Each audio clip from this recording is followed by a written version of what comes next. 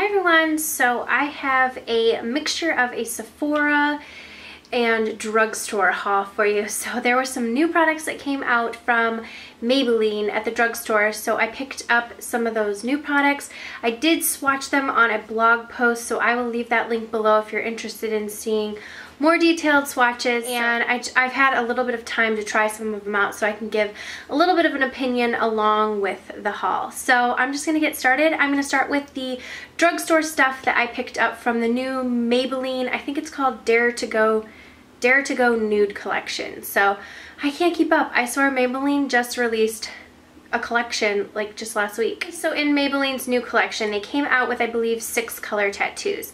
None of them are matte, which I don't understand why they aren't creating matte color tattoos.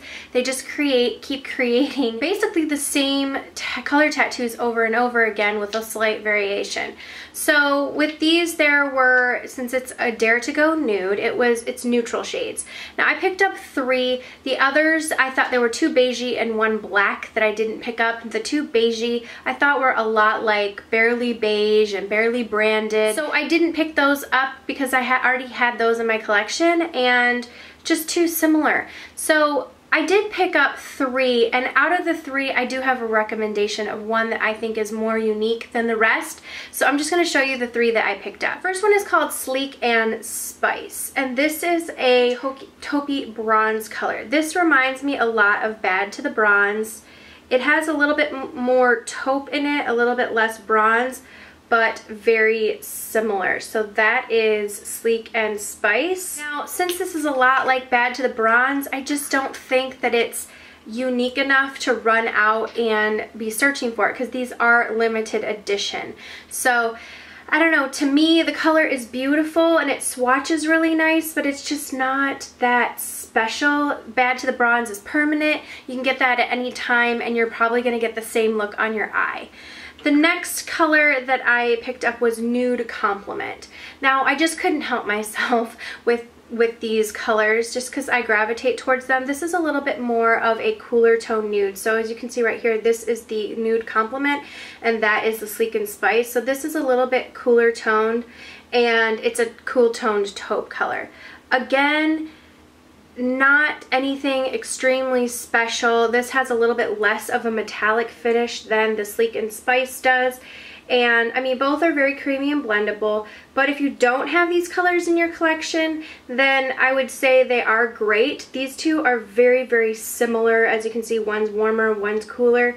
I don't think you would need both. I wish they would really just come out with a permanent matte line. It would be such a hit. And then the last color that I picked up is the one that I would recommend, the one that I think is unique and there hasn't been anything particularly like it, and that one is called Caramel Cool or Caramel Cool. Now this is a really nice, almost orangey copper color, and I have been wearing this one a lot this week. I just put it down on my eyes and then I've topped MAC's Tan Pigment over it, or L'Oreal's Infallible Eyeshadow in Amber Rush. Just a really beautiful coppery color. I do have it down as a base under MAC's Tan Pigment today. It's coppery enough that it has that metallic sheen, so when you pair Amber Rush from L'Oreal or MAC's Tan Pigment, it just really emphasizes it and brings it more to life. So I think out of the 3 of these, the Caramel Cool one is the one that I would pick up. It seems the most unique. It's a lot like MAC's Indian Wood. I think that this is a little bit more orange than Indian Wood. I don't have Indian Wood, but just from swatches, I think that they are pretty similar. So out of these 3, I would get the Caramel Cool unless you are looking for a great taupe. But if you miss out on the limited edition, don't be alarmed because you can just get Bad to the Bronze and I think it would suffice then rather than having the 2 of these. Okay, so they came out with, I believe, 4 or 5 lipsticks in the line, and I picked up 2 of them. Now they are in this pink packaging and it's like a light peachy pink shiny packaging. They're the color Sensational lipsticks. The first color that I'm wearing under a lip gloss today is this color right here, and it's called Ravishing Rose. It's a really pale peachy pink color, very pigmented. I love the formula of these lipsticks, but there it is right there. It looks very nude and pale on the lips. Definitely one of those colors that it would be too much if I wasn't wearing a gloss over it that would deepen it up. So this is definitely a lipstick that you would need to put a gloss over or use with a lip liner, because on its own it's just a little bit too, like, since it's a cream formula, it's a little bit too like hello, very, very nude pink. It comes across almost a little bit more coral peachy on my lips, but I top it with a gloss and I love the way it looks like that, topped with the gloss. So this is a really pretty one in Ravishing Rose. And the next color that I got is called Nude Embrace, and I had high hopes for this color.